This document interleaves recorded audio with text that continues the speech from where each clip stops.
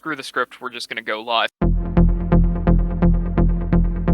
Alright, hello everyone, welcome to the Osint Bunker. It is March 22nd, 2021, and we have a heck of a lot to talk about today. I think we're going to start mainly talking about, of course, what has been on everyone's minds, at least in the Osint sphere, but strangely not in the general media for the past few weeks, but NATO-Russia tensions, especially in Ukraine. There's been a lot over the past few weeks, frankly, over the last week, and past 2 weeks, basically. A lot of Russian movement to the Ukrainian border, a lot of Ukrainian army movement, a lot of activity on both sides, and a lot of saber rattling coming from the top levels from both governments. The Russian government making some incredibly strong statements about Russia and NATO relationships, and let's just get into that. Yeah, so obviously a lot, as you say, a lot of saber rattling, isn't there, at the moment? It's a lot of shows of force, and as you said, the whole Crimea situation's heating up again, to the levels which we've seen, not for the last 2-3 years, extremely concerning.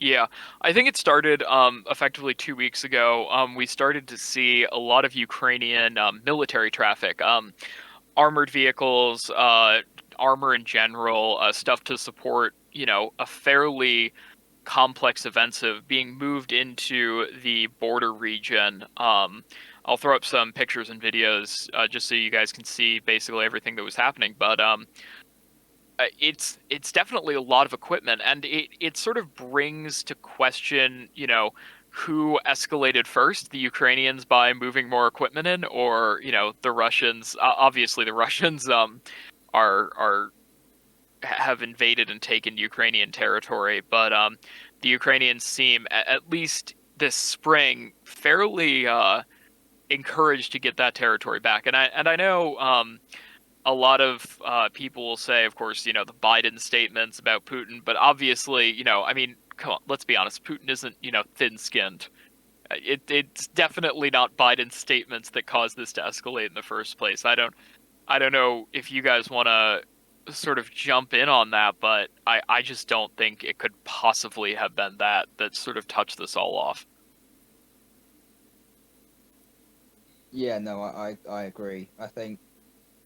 I feel like Putin, as you just said, at the end of the day, he is one of the hardest rulers in the world, and then that's just not, in terms of just like hard rule as in, oppression of people. The guy is very, very competent.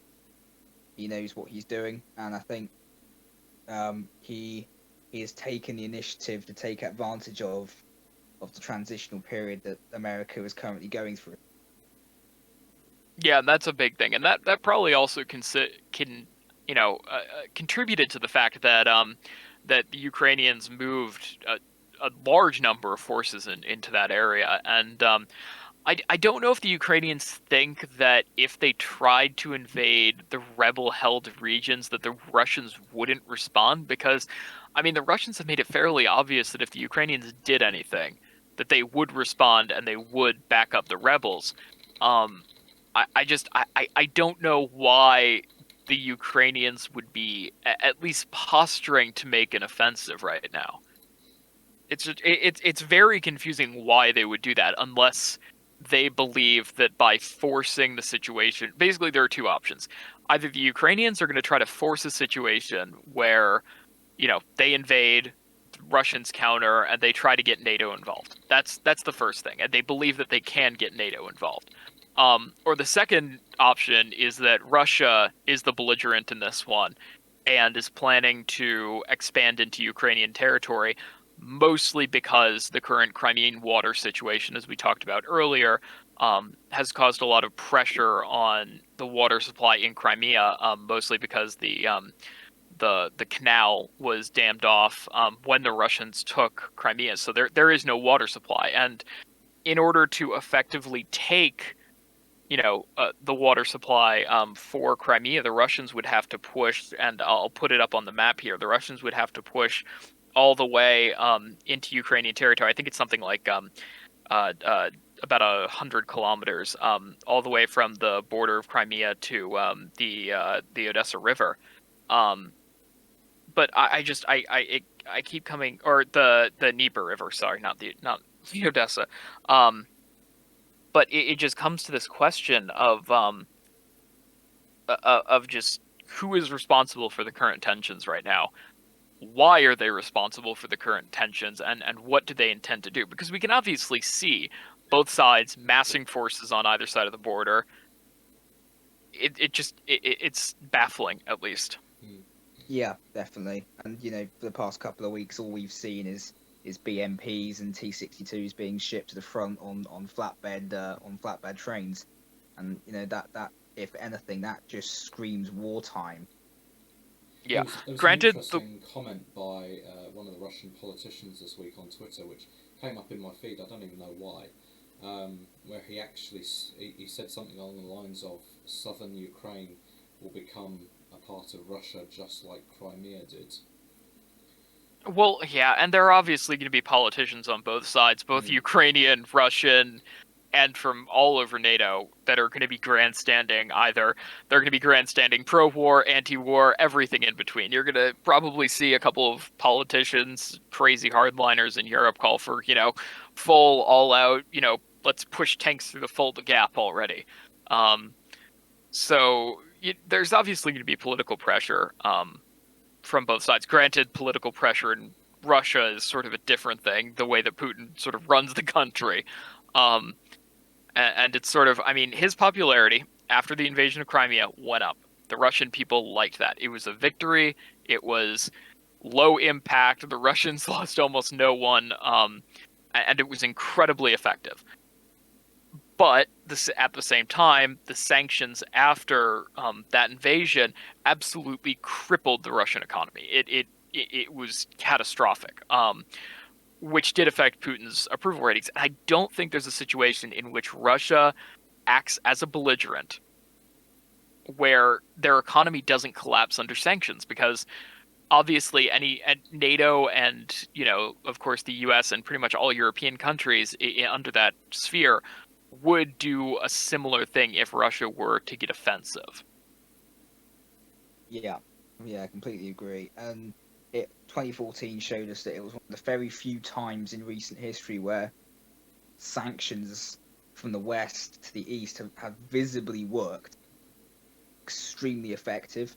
Yeah, and I guess it's an argument against targeted sanctions. Broad-based sanctions against entire markets definitely works better, at least from what we saw with Russia, than targeting sanctions against regime officials and government officials. Um, that was definitely an effect we saw out of Russia. And then at the same time, we aren't seeing one of the main, at least good news I would say, is we aren't seeing frontline units being deployed. We're seeing T-62s being deployed to the front. I haven't seen any T-72s or any. I mean, on the Russian side, obviously, we wouldn't be seeing T-90s. But I haven't seen any of the modernized T-72 packages Mm. show up on the Russian side as well. Um, which indicates that it's not frontline units. It's probably still the rebel and militia groups that are receiving older Russian hardware, um, and BMPs of course as well. Uh, but there is no indication right now, at least for right now, that there are no frontline units near the border or operating inside of the seized territories in Ukraine. Yeah, definitely. And all it's all it's all very Syria-like Ukraine, isn't it? It's all very people's militias and Mm. different brigades being supplied by government, and yeah, it's all very faction orientated. Yeah, there was some evidence, at least leaked out, from Russia's first and second Army Corps based out of Donbass, um, or operating in that area, that they had been brought into a higher state of readiness. But the exercises that we've seen in the area, there was a Russian airborne exercise. Um, I, you could say that's frontline troops, but again, it's airborne. It's not exactly, you don't use that for long offensives. You use airborne more as a tool. So there's there's no real, as it stands right now. And of course, I'm probably going to end up eating my words in about 2 weeks. There are no significant numbers of frontline units that make it look like either side is gearing up for a full scale offensive.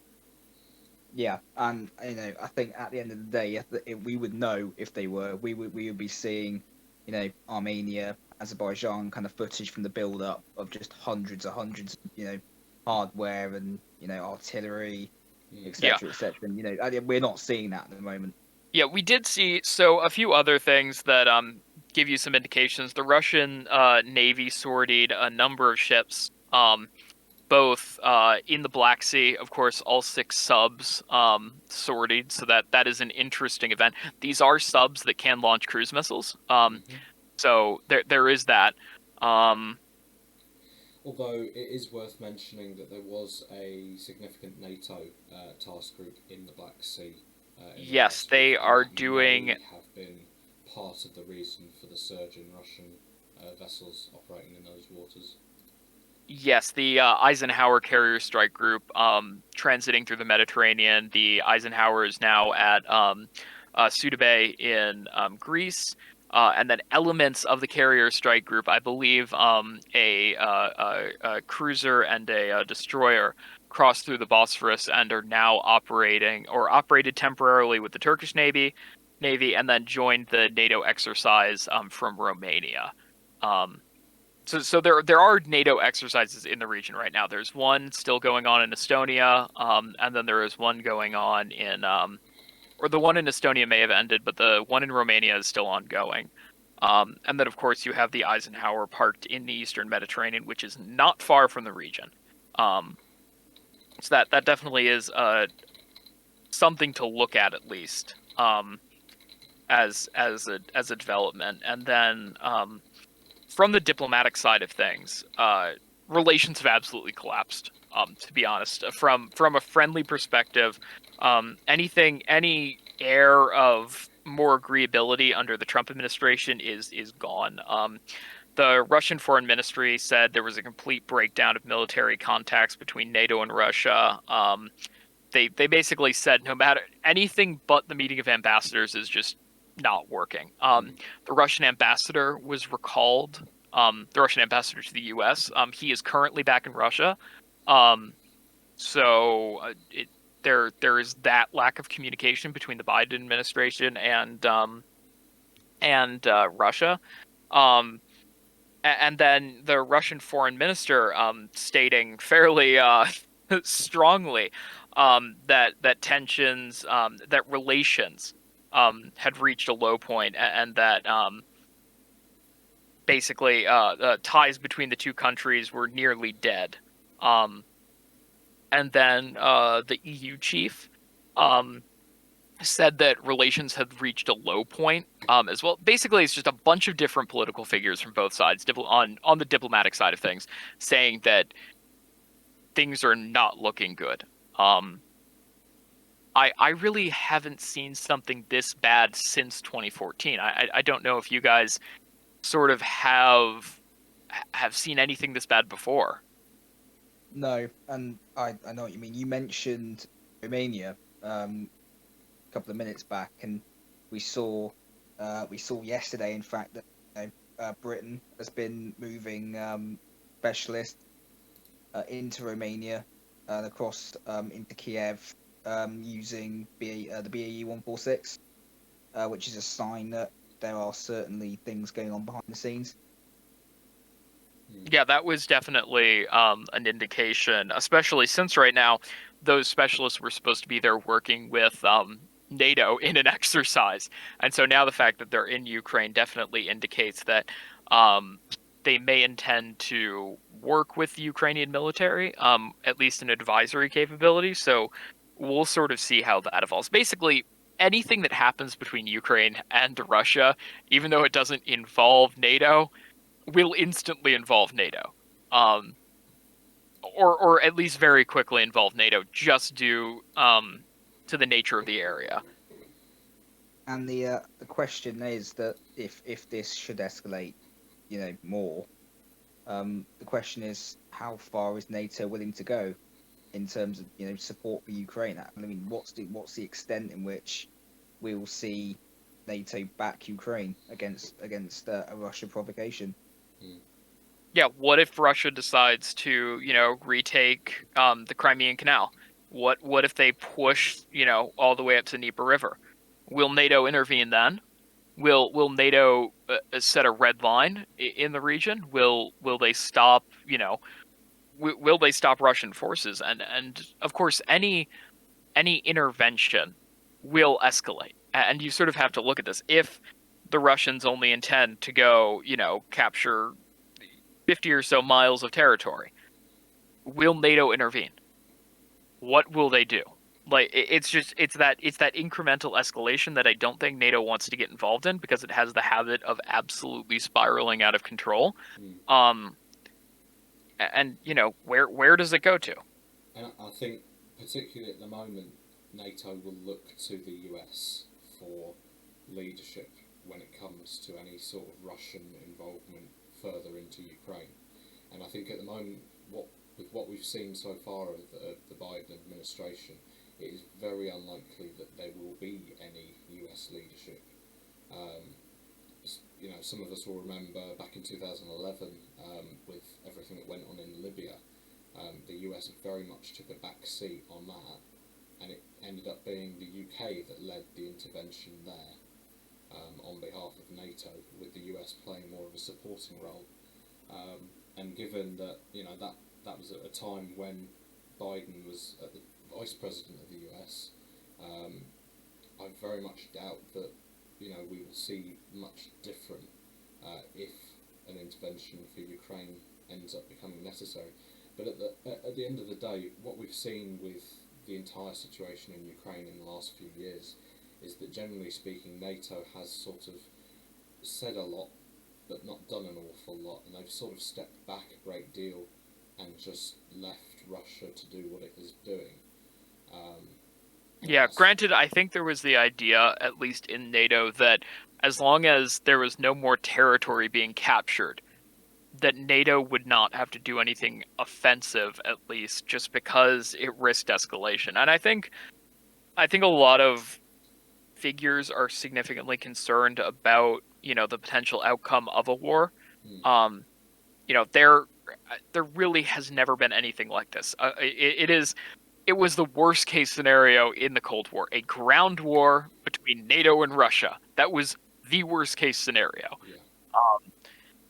And now you're looking at the situation where there is a low intensity ground war basically between NATO and Russia. Mm. And I think there is every effort, at least on the NATO side of things, not to escalate. Which primarily is why you're seeing the acts of deterrence right now. Of course, NATO exercise in Romania, the U.S. Deploying the Eisenhower Carrier Strike Group into the region. That's definitely a big one. Yeah, and I think NATO also recognises that at the moment, while the world is still dealing with the aftermaths of obviously COVID, and now we have this third wave in Europe just starting. I think NATO recognises that realistically, even if Russia does start pushing further into Ukraine from Crimea, there isn't really going to be an awful lot of political will or even just equipment and personnel availability to deal with that. Obviously, we've had the UK Defence Review, which we'll touch on later in this podcast, but we're seeing cuts to defence across Europe because ultimately we're having to spend money on dealing with the effects of COVID-19. And so, yes, Russia also has that concern, but Russia's in a far better position in terms of equipment, and Ukraine, unfortunately, has been struggling and is a bit of a soft target, really, for Russia. It is, and that's why the Ukrainians are being so aggressive, so early. They obviously don't want to be caught in the back foot, and even if Russia were to, aggressively try to push into Ukraine, as we've seen, Ukraine has moved a lot of armor into the region, and they are actively doing surveillance flights, and they know what Russia is doing. I mean, even OSCE, personnel can clearly see any movement, and there has been a lot of movement into the region. And I think the Russians have to balance the fact that, as opposed to the offensive in 2014, Crimea was taken incredibly easy with almost no, resistance, and sort of the same in the east of the country in Donetsk and Luhansk, but that was, again, they were using proxies at the time, or not official soldiers, which definitely made anything more palatable. This time it would be, if there were to be an offensive, the Ukrainians are prepared. It would end up escalating very quickly because, it's not coming as a surprise to NATO or Ukraine. And it would very quickly, I don't think, even with Russian material support, it would really be possible for the rebels to really take a large amount of territory, which leaves the only option to be, you have little green men, which any involvement would be found out pretty quickly, because if any of them get captured, they get interrogated, and pretty much immediately it gets revealed, why do we have a whole heaping load of Russians operating against, Ukrainian units? And so it's really hard to play that same game that they did in 2014, which is a deterrence factor, certainly. Yeah, it's going to be interesting to see that what would happen in the eventuality that Russia did decide. And I'm talking in terms of 2014 here. This is a bit of hindsight. If that, Russia, what would have happened if they had directly moved into the Ukrainian mainland? And I'm not, I'm sat here debating with myself whether we would actually see a proper hard NATO response, because the response we saw in 2014, was peacekeeping deployments from, I think Germany and the United Kingdom, and a limited amount of sanctions from a national perspective. I think you're right. This isn't being covered nearly, close to enough what it should be. No, people should be yelling this from the freaking rooftops right now. The fact that mainstream media isn't covering this right now is absolutely shocking. I don't know what to say. We literally have a standoff between NATO and Russia and even diplomats are saying it's like the Cold War right now, and it's just the deterioration over the past few weeks. Now, I'm not even talking about months or years here. This is over a period of weeks, going from a mostly stable situation with occasional ceasefire violations to both sides massing heavy armor. It's shocking that mainstream media isn't covering this right now. Yeah, no, I completely agree. It is shocking. Doesn't quite cover it. Especially since you mentioned earlier that this was the end. This was supposed to be the end game scenario in Europe during the last couple of decades. This was the greatest fear, and it's playing out at the moment. Slowly but surely, it's escalating, and we're hearing nothing on it. Yeah, and I mean, it's not that hard. There are plenty of people to talk to as well. There are the OSCE investigators who are flying drones over the area. There's people in Ukrainian military leadership that will talk very openly to anyone, and it's baffling how, because this is a prepackaged story. I mean, this is easy to run, and just no one is paying attention to it. I mean, yeah, there is the element of not panicking people, but it's almost irresponsible not to look at this as the threat it is. I mean, this is an imminent threat between how many nuclear powers? 1, 2, 3, 4 right now. But it's sort of baffling, how much tension there is right now. That's just no one's paying attention to it. Yeah. And it's interesting with the defence review today. I obviously haven't had a chance to read the whole of it yet, but the one major mention of Russia that I did note in there was almost solely focused on submarines. And don't get me wrong, Russia's submarine fleet is growing and it is getting more capable. and obviously they do have as you mentioned, a fairly significant number of submarines based fairly close to Ukraine right now, with land attack capabilities thanks to cruise missiles. But it's weird that even in the defence review, which has been delayed by however many months it is now, it was supposed to have come out last year, we're now in March 2021, even after all that time, there is no mention, so far as I've seen, of Russia's involvement in Ukraine. Very little in the way of mention of Russia's involvement in the rest of Eastern Europe. And I mean, we've got jets currently deployed out there on Baltic air policing and all sorts of things, and yet it almost feels as though even the government officials aren't recognising the threat that Russia is at the minute and the threat that it is becoming. Almost, it's very, very weird because we can see it, and yeah, okay, Russia's struggling with funding and all the rest of it, and we have this ongoing joke in the world of Twitter about the fact that Russia comes out with a new aircraft carrier design seemingly every month that doesn't have the funding for any of it anyway. But maybe someone needs to have a serious rethink, because Russia is coming back. Yeah, okay, it's not coming back perhaps as strongly or as quickly as China is at the minute, and obviously there's a great deal of attention focused on China and its growth and its influence, particularly over places like Hong Kong at the minute. But Russia definitely needs a second looking at, and I think a lot of NATO countries perhaps have not recognised that as quickly as they ought to. Yeah, and especially as, obviously Russia and Belarus right now, at least Russia is encroaching on Europe. They intend to, if not absorb Belarus completely, include them very deeply in their, sphere of influence. Almost like the Warsaw Pact back during the Cold War. And they're trying to do the same with Ukraine. Unfortunately, that backfired because the Ukrainian populace, went through a fairly intense uprising. But now they're trying to redo it, but by force, similar to the beginning of the Cold War.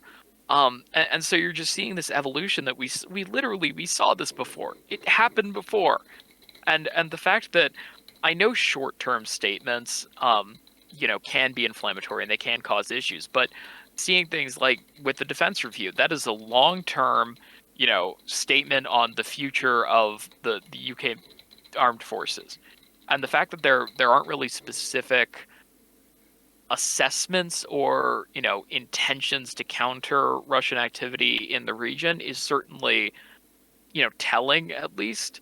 Um, Whereas you would normally expect to see at least something of note, given to the issue.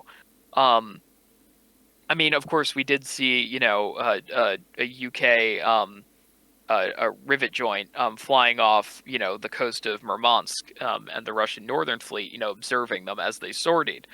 Um, but there's just I feel like there's sort of this intention of politicians, at least in Europe, to sort of bury their head in the sand on the issue and try to pretend like it's not happening, which again, Russia and states like that operate well in a vacuum without attention being drawn to them. And I think it's worth saying as well that the EU hasn't really helped matters in that regard. Obviously, the EU has for some time now been pushing towards its own sort of military command structures and everything. But it's notable that while nations like the US have continued to sort of hold Russia to account and make a big deal of Russia's behaviour in Ukraine and elsewhere, the EU has very much kind of just rolled over and sort of engaged in a lot more diplomacy and appeasement with Russia, in much the same way that it's been doing it with Iran in the last couple of months. And that's that's concerning at the end of the day. These are NATO nations, but they are very much sort of focusing more on what the EU Commission is saying rather than what their other non-EU NATO allies are saying. Yeah, I think one of the issues in this, at least right now, is Europe's dependence on Russian oil. That is a major issue, of course. And then if it's not Russian oil, it's oil from the Middle East, and so you have to get your oil from one of those places. Hmm.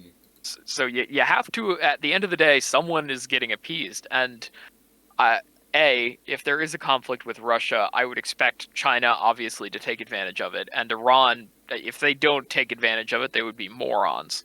And that is definitely one of the incentives not to escalate, at least with the EU and the US, is right now the Western powers are spread out fairly thin, trying to deal with a number of different threats. And Russia would take a massive amount of attention and resources away from that. Um, which is a contributing reason why they aren't escalating right now. Additionally, of course, there also is, the risk that the second a bullet is fired between NATO forces and Russian forces, the risk of nuclear war goes up exponentially.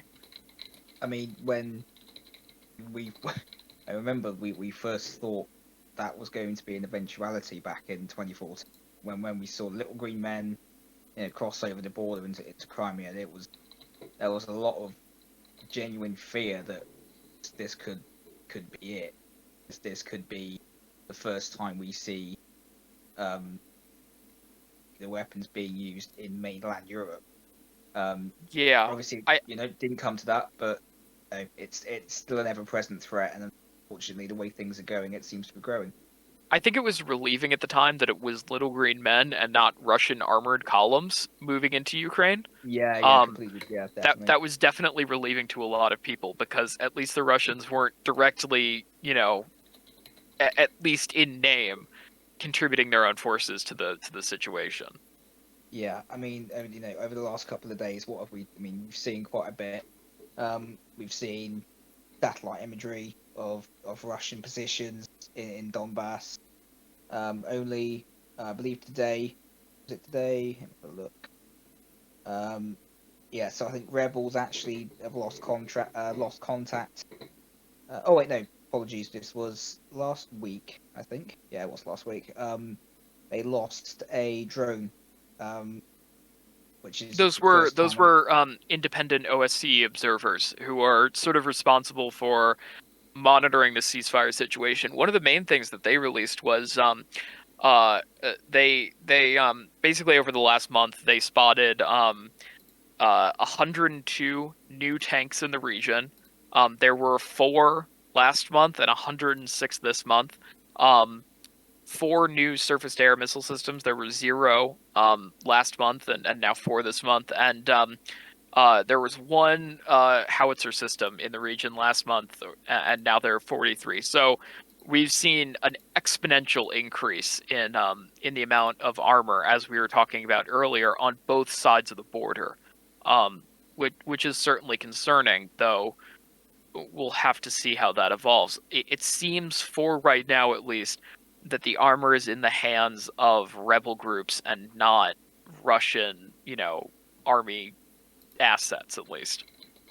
And it seems to be a pattern. This doesn't it? It seems to be a pattern, which we're seeing across the world, even troubled regions. Syria. You've got the TFSA, Turkish backed, and they're to be honest, they're riding around Idlib and in Turkish armor, unashamedly, and it seems to be a common pattern that governments are just surplus armor. They're just sort of handing it off to proxies, and they know that they can do some serious damage with them without actually losing servicemen. And on that topic of handing off surplus armour to people, we had that news story, I think it was probably 2 weeks ago now, of a load of former British Army vehicles being donated to Lebanon, which at the time just absolutely blew my mind because Lebanon is not exactly the most stable country in the world right now, and it just seemed a very, very strange thing for the British government to decide to do. And there's not an awful lot has been said about that either, really.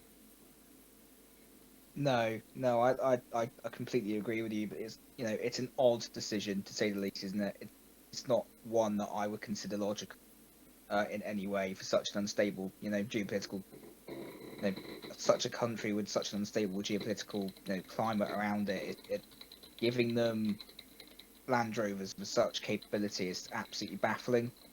And God forbid they end up in the wrong hands, then whoever has them there has an increased capability to inflict casualties. Yeah. Well, at least for right now, one of the main issues is that Turkey has an outstanding amount of influence in Lebanon, and I'm assuming British, at least the British government right now wants to offset that a bit, because after the explosion in Beirut, the Turkish basically went from being fairly involved in Lebanon and fairly friendly to um, Lebanon almost becoming a client state. They're incredibly friendly with Turkey now, especially after the Turkish help after that explosion. Yeah, and maybe moving on to Lebanon a bit here. I mean, we're looking once again. Lebanon has descended into civil unrest, seeing riots almost on a nightly basis based on poor living conditions, wages, anger at government. Once again, it's being ignored, almost sidelined, a bit like Ukraine. And Lebanon is another place in which we needs to have a close eye on it. The region it is, borders Israel, Syria. It's in the most volatile climate, arguably in the world. I mean, to be honest though, completely and utterly, Lebanon's sort of always been like that. I mean, it's not really an evolution in the way that anyone has dealt with Lebanon. The only real thing has been, who has Lebanon been a client state of? They were a Yeah, client state of obviously, Syria. Now they're a client state of Turkey. Standard civil unrest in the country. I yeah, mean, it's really it. It's not exactly a change in status quo, at all. yeah, and obviously, there's no offense made by that. It's just, unfortunately, it's the way it is, and it seems like something in which is going to be very hard to change. Oh, absolutely. That's a big thing. And I think with that, we can move on from some of the grimmer things we've talked about to at least something we were excited about seeing. At least the defense review. I know you guys wanted to talk about that and get more in depth with that. I am not that familiar with the UK armed forces, just because obviously I'm American, and our armed forces, good God, they're so large, you can't be an expert in anything on them. So I'll just let you guys start on that. First world problems or what, lad? I'm telling you. Ugh. Yeah, John. So, do you want to just explain, give a brief overview of what the integrated review and defence white paper are, mate? Yeah, so obviously today, like I said earlier, goodness knows how many months late, but we finally today got the Integrated Defence Review white paper, basically outlining the future of Britain's armed forces for the next 5 to 10 years. Um, and it goes without saying that going into today, analysts and pretty much everyone were waiting to see just how bad the cuts would be. There were some things we kind of knew were coming, there were some surprises that came, a few things that might be considered good news, and I'll sort of highlight those as we go through, but worth saying before I get into the sort of the list of things, notable things that have popped up, a few of the sort of units, both ships and sort of army units that have been announced as being scrapped or disbanded.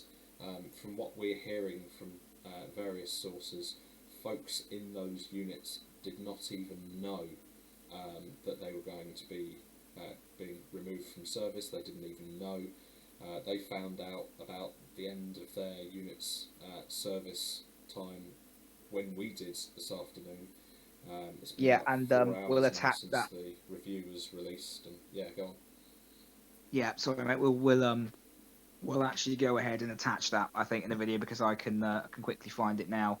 The regiment in question is the Second Battalion Mercian Regiment, and a military-related page on Twitter was in contact with one of the service members from the regiment, and then He was questioned on it and then claimed that he did not know that the regiment would be disbanded and merged into the 1st Battalion Regiment, which is concerning. I must say that's very And concerning I've that heard the a lads had to very, very find out through the similar news. story, unfortunately, from one of the 2 Royal Navy frigates that is going for the Axe. Crew members reportedly only found out about their ship's demise while on board and at the same time that everyone else was finding out in the news. Yeah, and that's shocking. Frankly, that's absolutely shocking that they should find out that way. That's Yeah, that that that does appear to be a failure in execution at least. Were they trying to prevent leaks? I don't think if something like this leaked, that would be that severe. No, and leaks. Yeah, particularly in the case of the 2 frigates, it's kind of been rumoured now for several weeks that we were going to see 2 frigates decommissioned, and in fact we kind of already knew the names of the ships a fortnight ago, but obviously we were waiting at the time for actual confirmation of this, and now of course we have that confirmation. Yeah, just this sword of Damocles hanging over, basically the entire fleet Hmm. without any confirmation before releasing it to the general public. That's just very, very odd. yeah. So I was just going to point out that the 2 frigates in question, which will be retired early, are the 2 Type 23 frigates, HMS Monmouth and HMS Montrose. The latter is currently serving a long deployment in the Middle East on Operation Freedom Sentinel, which is a result of the Persian Gulf crisis of last year. So when she returns home, I believe she'll eventually be sold off, laid up, scrapped, whatever the Ministry of Defence wants to do with her. Yeah, and it's a very tragic story in the case of HMS Montrose because that is a ship that has really been at the forefront of the UK's global presence in the last 12 to 18 months. I mean, only today, I think it was, we got news again that she's carried out yet another drugs bust in the Middle East and seized another £3 million worth of drugs from pirates. She's been one of 3 or 4 vessels involved in somewhere in the region of £350 million worth of drug seizures across the Caribbean and the Middle East in the last 6 months alone. So no doubt her crew will be in a state of shock this evening. Yes, okay, she's one of the older vessels in the class at this point, and so her retirement probably wouldn't have been a huge surprise, but at the same time she's probably one of the more well-known vessels, probably one of the more well-loved, and certainly one that's had a great deal more media attention than some of the other vessels that are still in the class.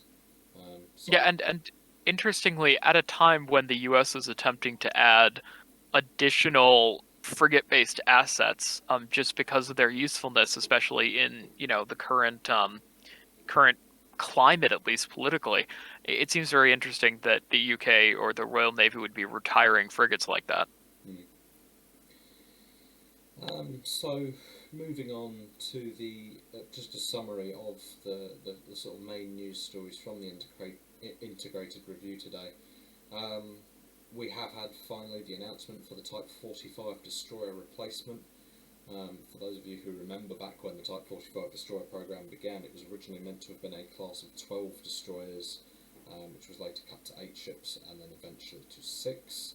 The Type 83 destroyer is now in planning, and we should see details of it towards the end of the 2020s, heading into 2030s, with the intention that the vessels will start being replaced in the late 2030s. As Tom mentioned earlier, the Mercian Regiment has been informed that it will be disbanded. The Mercian Regiment was actually stood up in 2007 or thereabouts, when it was basically formed from 3 previous regiments that were being effectively disbanded.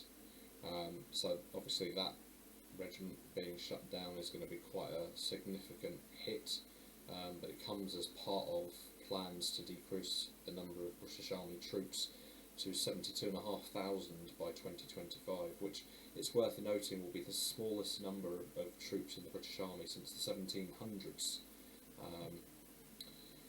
As we've also mentioned already as well, 2 of the Type 23 frigates in the Royal Navy will be retired in the next 12 months. This will bring the overall fleet of escorts down to 17 ships from the current 19, so it will be 6 Type 45 destroyers and the remaining 11 Type 23 frigates. That will remain the case pretty much until the first Type 26 frigate, HMS Glasgow, enters service sometime in this decade. In the Royal Air Force, the cuts have hit quite hard. To say the very least, I must. Yeah. Actually, no, I retract that. I think RAF has been, I think it's been done the most harm out of the 3 services. I mean, obviously that's completely up for debate, judging from tonight's action. I think in terms of the wedge tail order being cut from 5 to 3, and in terms of the loss of the Hercules fleet, that they've been done quite severely, which will leave pretty big gap in the capability. Yeah. As Tom just mentioned, the planned order for 5 of the Boeing E-7 wedge-tail airborne early warning and control aircraft has been cut to 3 airframes. This kind of was expected. It has been hinted at now for a couple of months. It is a pretty shocking decision, though, in all fairness, particularly when you bear in mind that literally means the UK has 1 for training, 1 in maintenance, and then 1 for UK air defence duties, and that's it pretty much. So any deployments that we're on that require AWACS support will now have to rely on US or NATO or other allied aircraft for support. On top of that, we've the announcement today, 20 of the RAF's Puma helicopters, 24 of the older Typhoon jets, 9 Chinook helicopters, and the entire remaining Hercules fleet, which I believe currently numbers 14 of the J and J30 types, will all be retired in the next couple of years. The Pumas are perhaps not quite a surprise. The Typhoons, the older ones particularly, again, not quite as much of a surprise.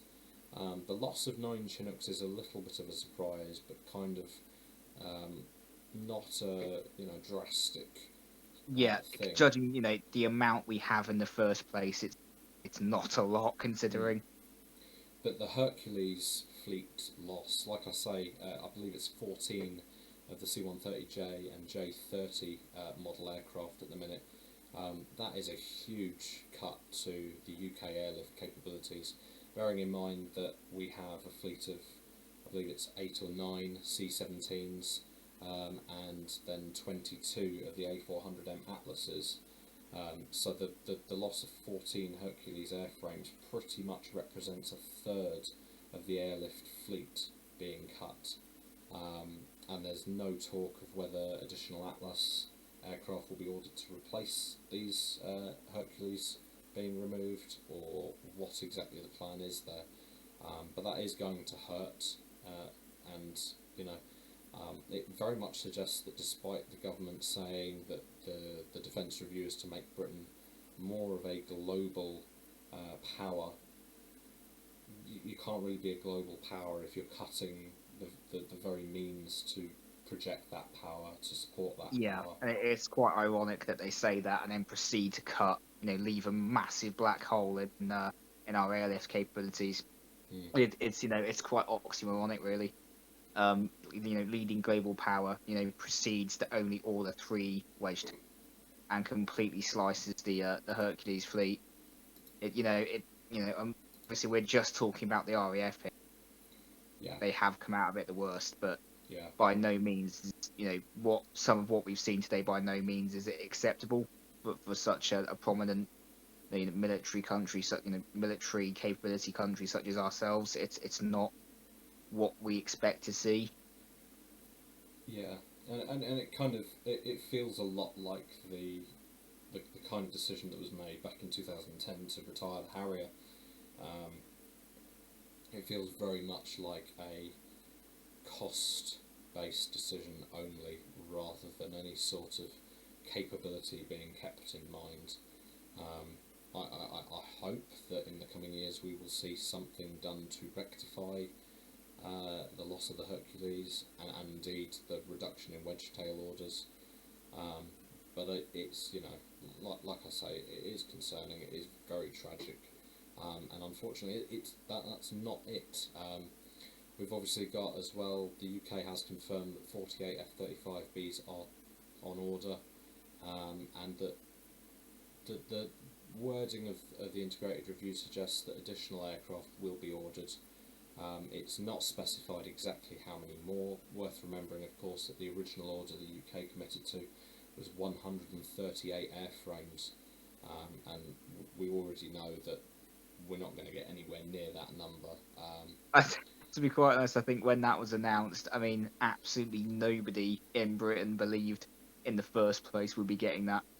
Absolute pipe dream. Yeah. It was merely just an ambitious target, and if we got anywhere close to that number, then we should have been good. I think, that's what we're getting. I saw tonight that I can't remember, the journalist's name. However, an informed source within the Ministry of Defence had said that the order will consist eventually of around 64 airframes. So, positive news from that front. But an initial order of 48 will just about give us the capability to run the carrier strike group, and I mean just about, by the skin of our teeth. Because hey, that's the United States job, over-promising and promising to deliver under budget. Yeah, exactly, and I mean this is barely just being able to sail the carrier strike group in terms of aircraft on maintenance, aircraft on training, and taking any those aircraft out of the equation, you are left with very slim majority of not aircraft available for active service. This just, it keeps coming back to the fact that there are no catapults. Just like you can literally track back every single issue.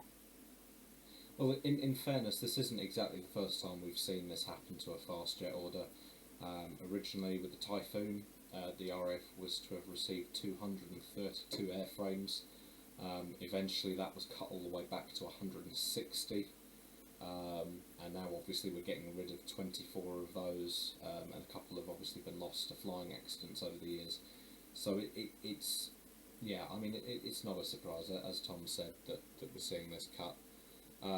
Other cuts that the RAF's facing are all 76 of the BAE Systems Hawk T-Mark 1 jets are to be retired. This figure includes the jets operated by the infamous Royal Air Force Red Arrows aerobatic display team. Exactly what that means for the Red Arrows moving forward, I don't know at the moment, because obviously there are only 28 T-Mark 2 jets. They're all used at RAF Valley for fast jet training, and I very much doubt that the RAF is going to be prepared to pull 10 of those 28 jets out for use by the Red Arrows. So we may well be seeing the Red Arrows taking on a new type of aircraft in the next couple of years. But yeah, all 76 Hawk T-Mark 1 jets are to be retired as well. The Red Arrows itself, while we're on that subject, they are to remain in existence for the time being at least. There seems to have been some sort of issue in terms of how they are going to remain funded, and it's worth saying at this point that from what we understand, BAE Systems, Rolls-Royce, Land Rover and a couple of other companies have chipped in somewhere in the region of £1 million towards keeping the Red Arrows operational. So how far are we from each Red Arrow looking like an F1 car? I don't know. It's the fact that we've gotten to the point where the Red Arrows are having to be funded by, a non-government organisation of any description, is concerning. Yeah. In fairness, the Blue Hornets are funded heavily by Boeing. But so obviously over in the US you have several different aerobatic display teams, whereas for the UK, the Red Arrows is kind of pretty much our only major It's one. our centerpiece, isn't it? It's our forefront of what people see of defense. It's And what yeah, you think of. and it Yeah. comes Granted, back to if you are in the market for a used Hawk T1, there are about to be a bunch in the supply chain, so maybe keep a lookout for those. yeah, and it comes back again to this whole thing of the politicians saying, "Oh, this will be the global Britain," and emphasising soft power, and the Red Arrows is pretty much Britain's primary example of soft power in terms of military assets. It goes without saying the Red Arrows are infamous around the world.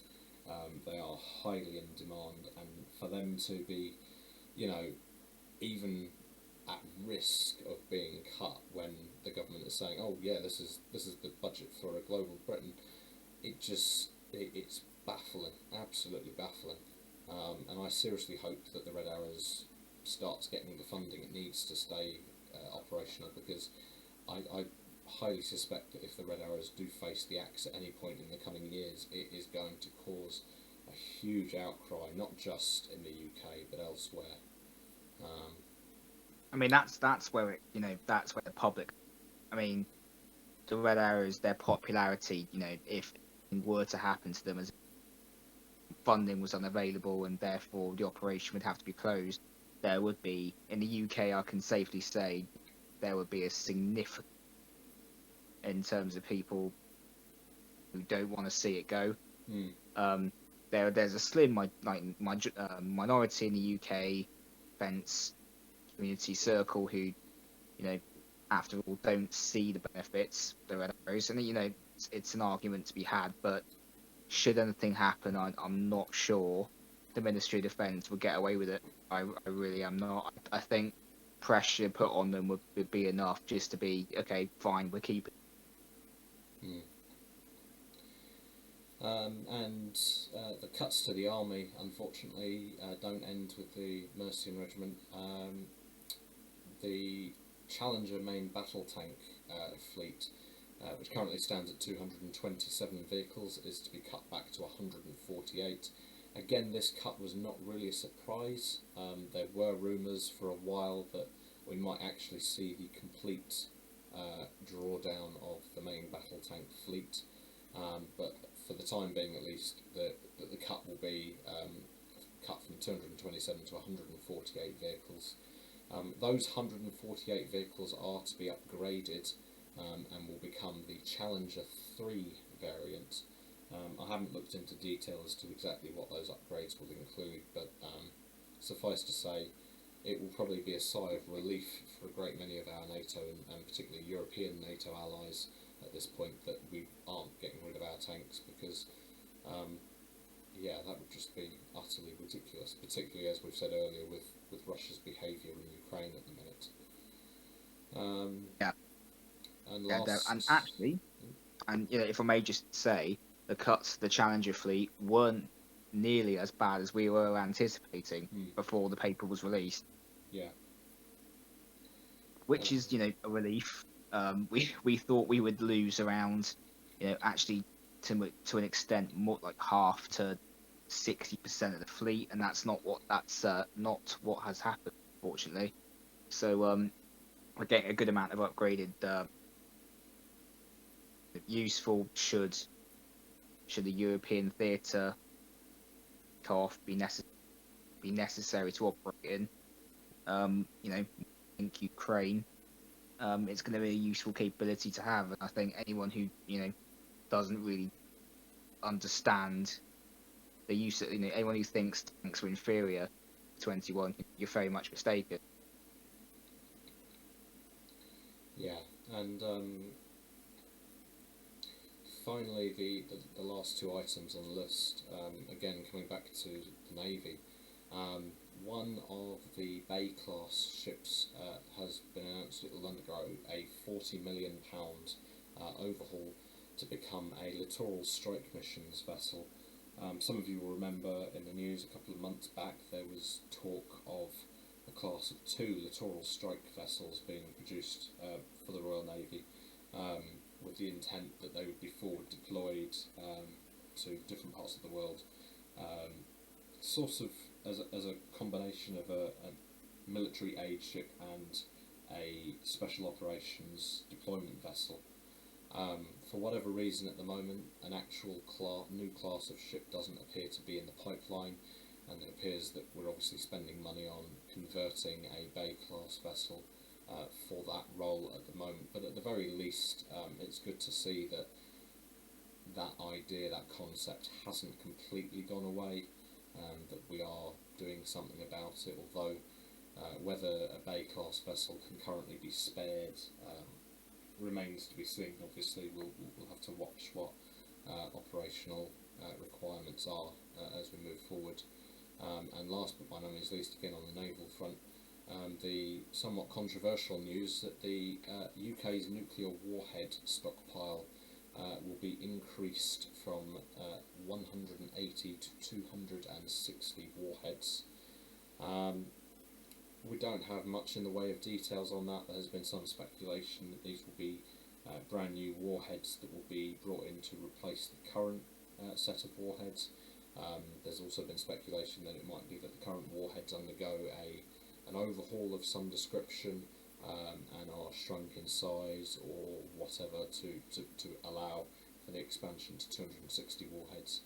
But obviously the warheads change comes ahead of obviously the completion and indeed construction of additional vessels of the Dreadnought class submarine, which will of course carry the UK's nuclear arsenal well into the 2040s, 2050s and beyond. Yeah, and obviously goes without saying, very contentious issue. Very existence of nuclear weapons, contentious issue. But be under no illusion, the Ministry of Defence will not be doing this. They did not think that there was necessary requirement to be doing so.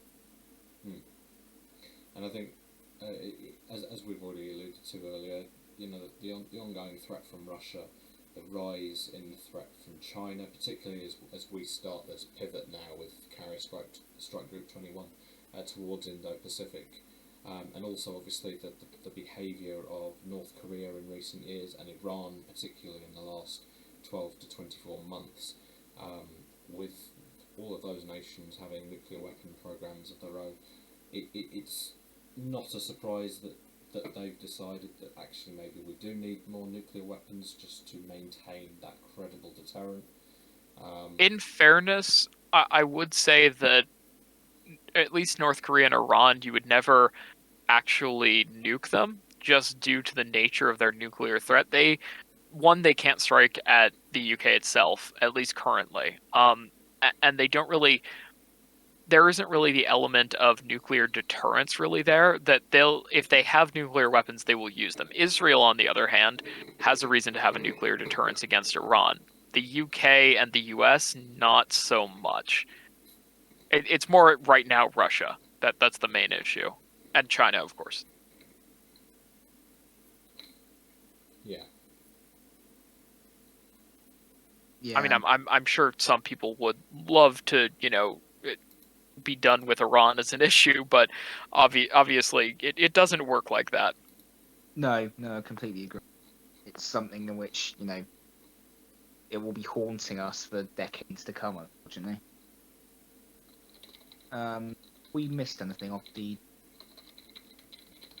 I don't think we did. And on that cheery note, yeah, well, yeah, huge How's the thanks end here, again to the guys over at the UK Defence Journal for enabling this podcast and for massive providing thanks. us with a platform indeed to do that. first one's out with a very good summary of the review. Honestly, we'll have that link down below. Recommend you read it. They were the first ones out with it, and it was the most accurate one from what I saw. Yeah, it's been great being able to have this podcast publicized by them. And obviously with their assistance, we've definitely been able to do a lot. So we will be back hopefully 2 weeks from now. I will be back on the regular interweek news summary schedule. I was traveling last weekend, and so that's why you may have missed it. But we hope to see you then.